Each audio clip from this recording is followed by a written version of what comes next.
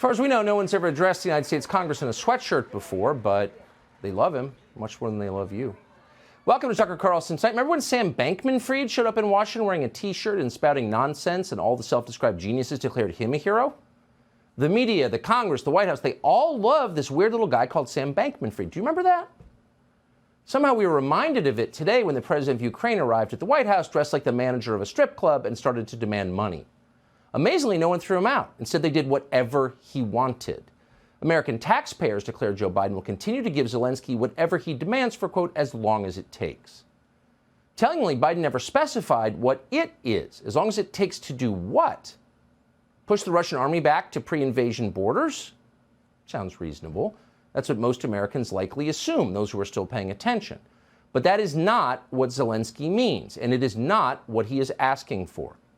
Zelensky is demanding regime change in Russia, just like in Iraq and Libya and a long list of other failed states, except this time in the heart of the Eurasian landmass, next door to the entire civilized world.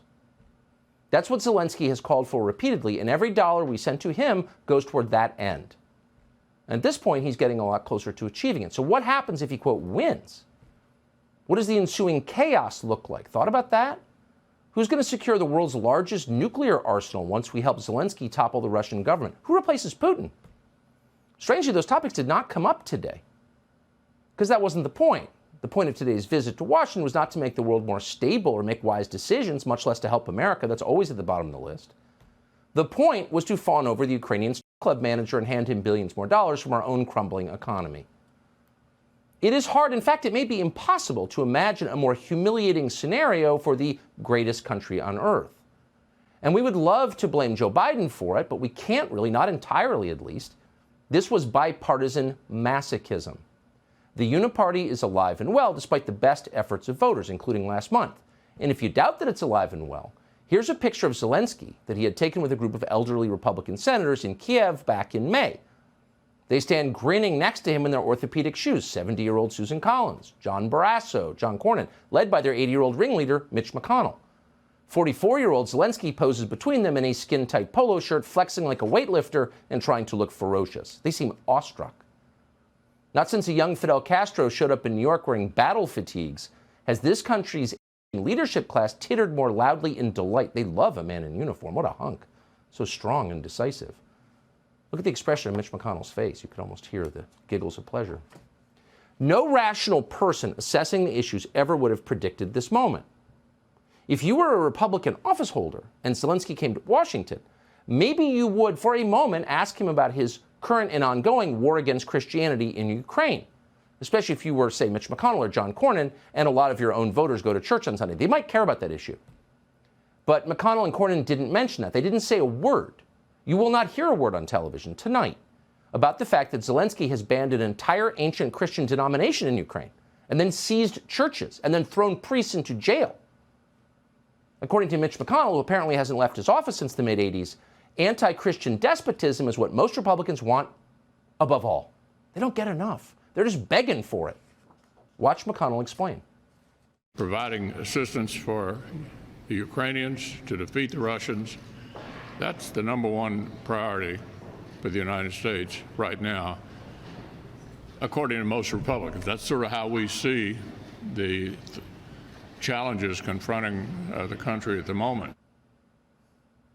And two other senators stand behind him, nodding like it's true.